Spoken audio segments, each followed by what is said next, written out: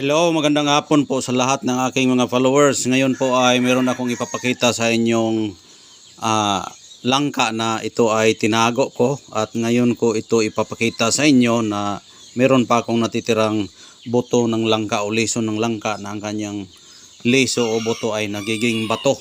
Ito po ay aking nakukuha doon sa bundok na tabi ng ilog na tumutubo po yung puno ng langka sa bato. At diyan siya lumalaki at yung kanyang laki parang bonsai dahil ang tinutubuan po niya yung imbis na lupa, bato ang tinutubuan niya, tapos yung bato ay nasa gilid ng sapa o ilog, kaya yun ang dahilan na ang sinisip-sip ng mga ugat niya ay doon mismo sa bato sa lamig. At yun ang dahilan din na aking pagduda na ang minerals ng bato sinisip-sip ng puno ng langka at doon nagpo-produce ng bato ang kanyang buto. Kaya ito po ang buto ng langka na aking nakukuha doon, na sa bawat bunga ay makakuha lang po ako ng 2 o 3 piraso sa isang prutas. Dahil kung bilangin mo yung isang puno o isang bunga ay maabot po yan minsan 500 na buto, o minsan maabot yan na pinakamarami yan ay 500 nga buto ang pinakamarami. Tapos ang makakuha natin dyan ay ang pinakamataas at pinakamadami ay minsan 5, 3, 4, 1 sa isang bunga o isang prutas.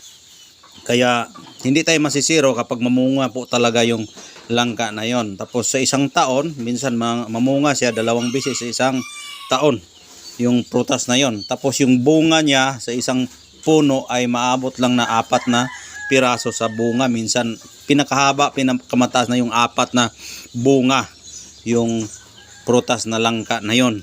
Kaya nakakuha tayo ng buto ng langka kahit nga hindi gaano kadami. Ang importante ay nakakuha tayo ng legit at original na buto ng langka.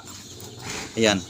Kung napapansin niyo, iba-iba ang anyo itsura ng buto dahil yung buto nga iba-iba ang itsura niyan.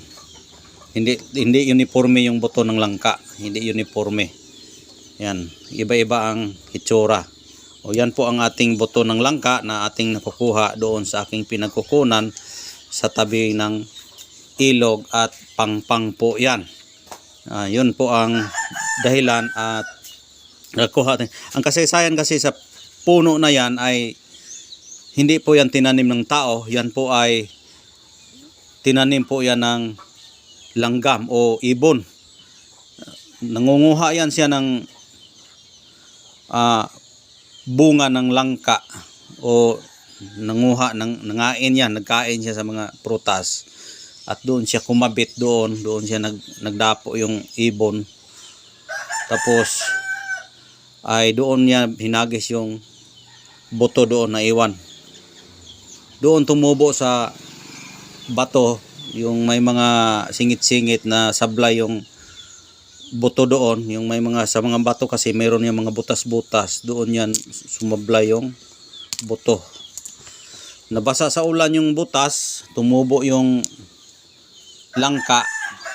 Tapos dahil nga sa naghanap ng mabuhay talaga ang langka at tinulungan siya ng kalikasan na siya ay lumaki kahit walang lupa.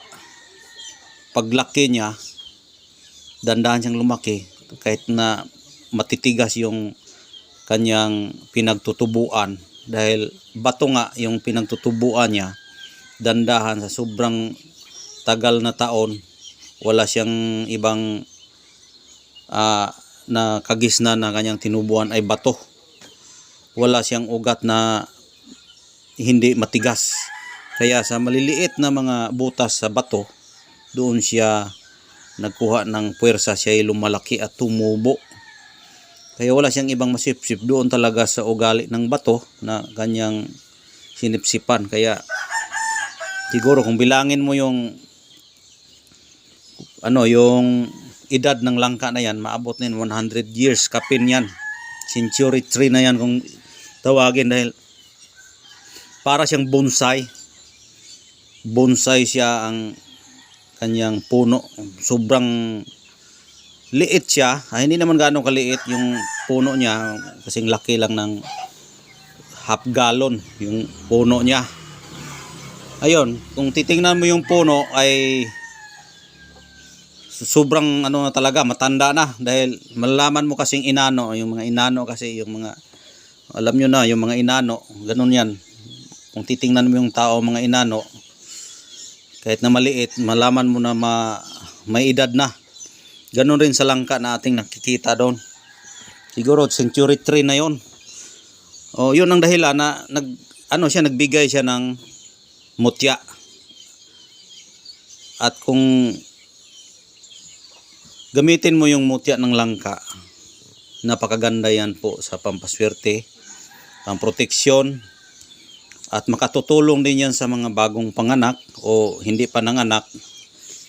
Ibabad mo lang itong yung buto niya sa maligam ng tubig bago pa siya hindi pa siya nakapanganak, yung sumasakit pa lang diyan. Kapainom mo yan, bigla lang yang lumabas yung bata. Madali lang kasi kapag pigain mo yan, yung buto ng langka, sumulpot yan agad dahil yan, madulas. Madulas po yung buto ng langka. Kung ma-open yung putos na yan, yung takip sa kanyang buto, bigla lang yan sang gumanon, sumulpot yan agad, ganun, ganyan. Ganyan po yung langka. Kaya ang langka walang sumpa sa mga nagtatangan ng mutya. Kahit gaano pa kalakas yung mga kalaban, kahit gaano pa galing magsumpa, kapag makadala ka ng langka ay hindi ka masusumpa, dahil yung langka kasi ay mabango. Lahat ng mabango kasi ay tinitirahan po yan ng espiritong makabuhay. Ang espiritong makabuhay yan po ay angel, na anghel ng mga Diyos. Yan, anghel ng mga Diyos yan yung. Kaya yung mga kasi, yung mga anghel kasi, kapag kung saan yung mga mababango kasi, diyan ang anghel nakatira. Kaya kung makikita ka sa simbahan, yung mga mababango, may mga pabango kasi yan sa simbahan, kaya nandyan ang mga anghel. Kaya kung espiritualin natin yan sa mga bato o mga mutya, mga pabango, ay nandyan po yung anghel. Kaya itong langka, mabango kasi yan. Kaya nandito ang anghel sa langka. Nandito ang anghel sa langka. Kaya hindi masusumpa yung mga langka na buto. Kasi may mga kaibigan akong nagtatangan ng langka. Basta original na langka, hindi nga nasumpa. Kahit nga sinusumpa yan siya sa mga kalaban niya, na kumakain pa siya, hindi siya matatabla ng bala. Pero hindi natin ipagyabang kung mayroon nito, dahil ito po ay isang gabay lang po ito, at sa naniniwala lang po dito na ating gagamitin. Gumawa pa rin tayo ng mabuti sa kapwa natin tao. Ito lang ay ini-explain ko lang natin, pinapaliwanag ko po sa inyo kung ano ang nangyayari sa ating mga kaibigan na nagtatangan ng bato ng langka o buto ng langka na nagiging bato. Yan, pili lang po kayo. Ayan.